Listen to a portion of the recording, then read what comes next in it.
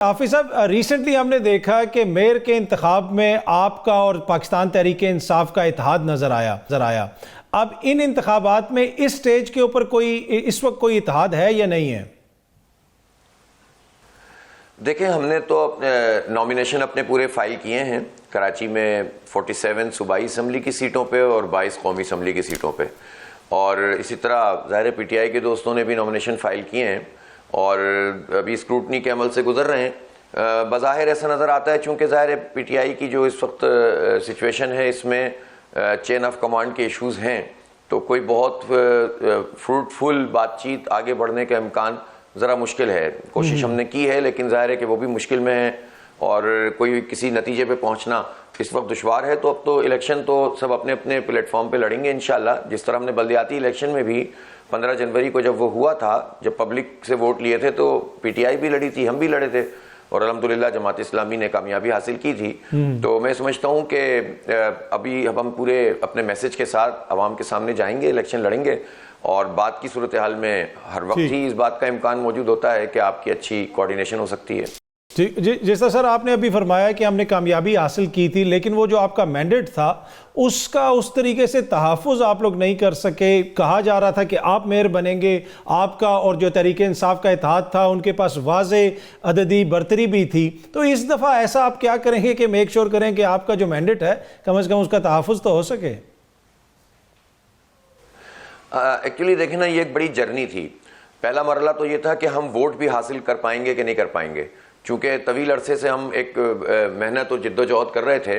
अल्लाह का शुक्र है कि इस बल्दियाती इलेक्शन से ये बात पता चली कि कराची के अवाम का रुझान वाज़े तौर पर जमात इस्लामी की तरफ है। अगरचे कि सेकंड पॉपुलर पार्टी यानी उसमें भी पीटीआई नज़र आई, लेकिन पीटीआई जो कि मुल्क की सतह पर और कराची में भी उसकी फॉलोइंग बहुत ज़्यादा है, खान साहब की फॉलोइंग बहुत ज़्यादा है, लेकिन इसके बावजूद कराची के हवाले से लोग कराची के मैंडेट के हवाले से जमात इस्लामी को प्रेफरेंस देते हैं।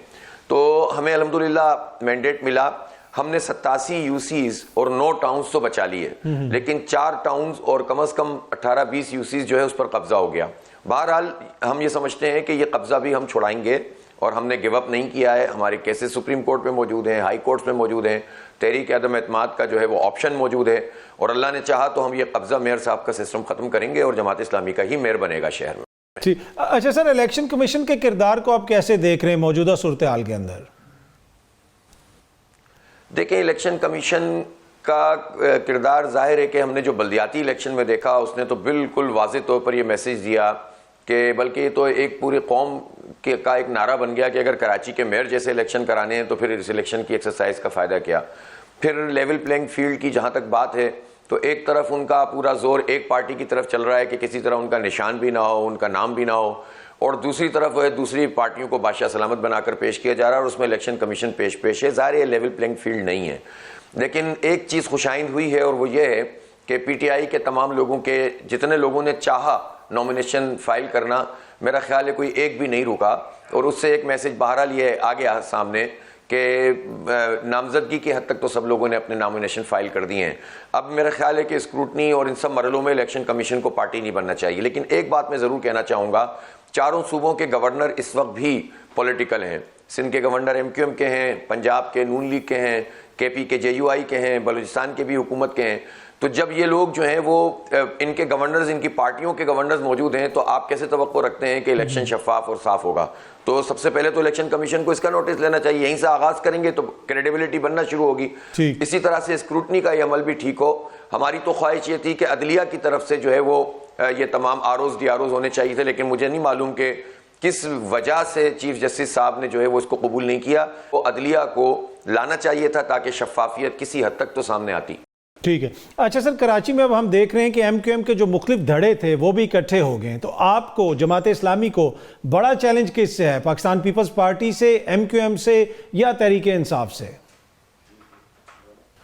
देखिए, मैं आपको एक बात बताऊं, साफ और सीधी बात, कि MQM अब अज़कार रफ्ता है, उसको पब्लिक रिस्पॉन्स नहीं मिल रहा। यूथ तो इससे कनेक्टेड है ही नहीं और जो बड़ी उम्र के लोग हैं वो भी अब MQM से निकल कर उनका रुझान वाज़े तौर पर जमात इस्लामी की तरफ आता है, PTI की तरफ आता है।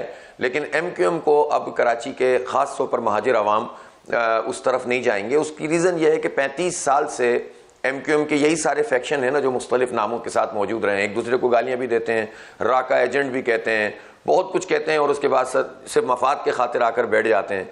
फिर जो मैंडेट MQM को मिलता रहा, कराची तो आगे नहीं बढ़ा, कराची पीछे चला गया, बाकी शहर आगे बढ़े अल्हम्दुलिल्लाह।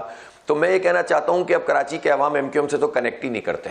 और दूसरी बात, जहां तक पीपल्स पार्टी है, पीपल्स पार्टी का जो रवैया मजमूई तौर पर है वो कराची दुश्मन है।